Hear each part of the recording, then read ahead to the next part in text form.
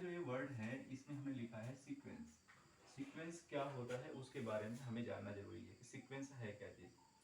Sequence क्या होता है, जो कोई भी संख्या या कोई भी हम राशि लें, कोई भी नंबर लें या कोई भी क्वांटिटी लें, वो अगर एक निश्चित रूल के जरिए से आपस में एडजस्टेड हैं या जुड़ी हुई हैं तो ये समझ लेना वो कोई सीक्वेंस है। जैसे मान लो हमने बोला कि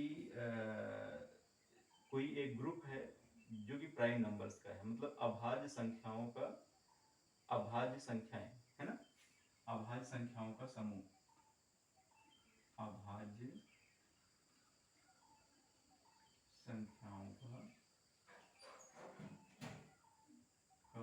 एक समूह जो है हमने बोल दिया। मतलब आपके सामने जैसे अभाज्य संख्या क्या होगी, मान लो 2 है, 3 है, 5 है, 7 है ना, इस तरीके से 11 है, इस तरीके से बहुत सारी अभाज्य संख्याएं आपके पास में आती हैं।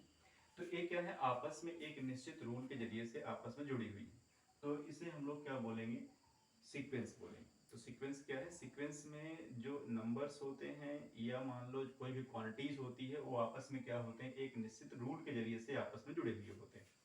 एक दूसरा एग्जांपल लेते हैं, एग्जांपल नंबर फर्स्ट है, दूसरा एग्जांपल लेते हैं। जैसे मान लो हमने ले लिया नेचुरल नंबर ले लिया, प्राकृतिक संख्याओं का समूह, प्राकृतिक संख्याओं का समूह हमने ले लिया, प्राकृतिक संख्याओं का समूह हमने लिया।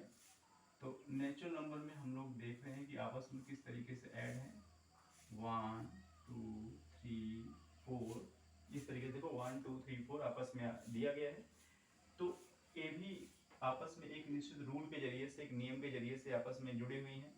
यहाँ भी अपना एक कुछ न कुछ नियम है, कुछ न कुछ नियम क्या है कि ये जो नियम है वो अभाज्य संख्याएं हैं, सारी सारी संख्याएं क्या है, अभाज्य संख्याएं हैं। और आगे भी 11 के बाद 13 है, 13 के बाद में फिर 17 है, 17 के बाद 19 है, 19 के बाद 23, इस हिसाब से कंटिन्यू एक रूल के जरिए से आपस में जुड़ी हुई है। तो सब सारी सारी क्या कहलाएंगे, सीक्वेंस कहलाएंगे। ठीक है, तो मैंने क्या बताया, सीक्वेंस क्या होता है, जब कभी संख्या या राशियां क्या होती हैं, एक निश्चित रूल के जरिए से आपस में जुड़ी हुई होती हैं तो वो सीक्वेंस कहलाती हैं। लेकिन प्रोग्रेशन में क्या होता है, एक निश्चित रूल के जरिए से, एक निश्चित नियम के जरिए से तो आपस में जुड़ी हुई होती हैं, लेकिन उसके साथ साथ में जो आपके पास में एक समूह दिया गया है, जो संख्याओं का एक ग्रुप दिया गया है, उस ग्रुप का nth टर्म निकालना सबका संभव होता है। इसमें सारे का nवां पद निकालना संभव नहीं होता है। जबकि इसमें क्या होता है, जितने भी आपके पास में अनुक्रम दिए जाएंगे उन सब का क्या है, nth टर्म निकालना संभव होगा। जैसे मान लो हमने एग्जाम्पल के तौर पे आपके सामने बता दिया, ए है 1 का स्क्वायर, 2 का स्क्वायर, 3 का स्क्वायर, 4 का स्क्वायर, डैश डैश डैश हमने लिख दिया। तो निश्चित है कि एक संख्या ऐसे ऐसे लिखते जाओगे तो अगर मैं nवां पद निकालने की कोशिश करूं, मतलब nth टर्म निकालने की कोशिश करूं, इसका nवां पद क्या होगा, तो निश्चित है कि पहला पद आपके सामने अगर 1 का स्क्वायर है, दूसरा पद अगर आपके सामने 2 का स्क्वायर है, तीसरा पद अगर आपके सामने 3 का स्क्वायर है, चौथा पद अगर आपके सामने 4 का स्क्वायर है, तो निश्चित है कि nवां पद जो होगा वो कितने का स्क्वायर होगा, आपके पास में n का स्क्वायर होगा। तो इस तरीके से इसका nवां पद निकालना संभव है। लेकिन सीक्वेंस में क्या होता है, सीक्वेंस में सारे के सारे जो समूह होते हैं सबका nवां पद निकालना संभव नहीं होता। जैसे मान लो इसका हम nवां पद नहीं निकाल सकते, नॉट पॉसिबल, बट इसका nवां पद निकाल सकते हैं।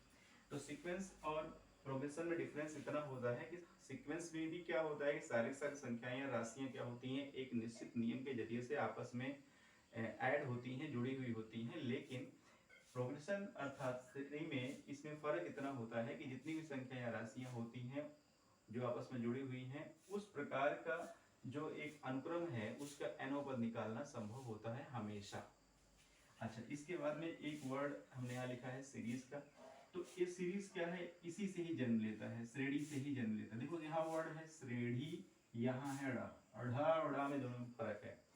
तो जब कभी भी हम इनके बीच में प्लस लगा दें या माइनस का चिन्ह लगा देते हैं तो यही जो श्रेणी है वो श्रेणी में बन जाती है। जैसे मान लो इसका एग्जाम्पल हम बोलेंगे, इन्हीं को प्लस या माइनस चिन्हों को इनके बीच में लगा दो, ऐसे ऐसे, तो अपने आप ही ये क्या हो गया, एक तरीके से क्या बन गया, श्रेणी बन गई, सॉरी श्रेणी बन गई। तो किसी भी श्रेणी में जो भी पद पद दिए गए हैं उन पदों के बीच में या तो हम प्लस लगा दें या हम माइनस लगा दें, तो हमेशा क्या होता है वो श्रेणी जो होती है श्रेणी में कन्वर्ट हो जाती है। जैसे मान लो एक दूसरा एग्जाम्पल लेके दिखाते हैं, -1 -2 -3 -4 -5 डैश डैश डैश डैश, इस तरीके से आपके सामने एक श्रेणी बन गई। तो हमने तीनों शब्दों के बारे में डिफरेंस आपको बता दिया। अब जो अगला वाला पॉइंट मैं पढ़ने जा रहा हूँ वो है समांतर श्रेणी के बारे में। समांतर श्रेणी है क्या चीज, उसके बारे में हम डिस्कस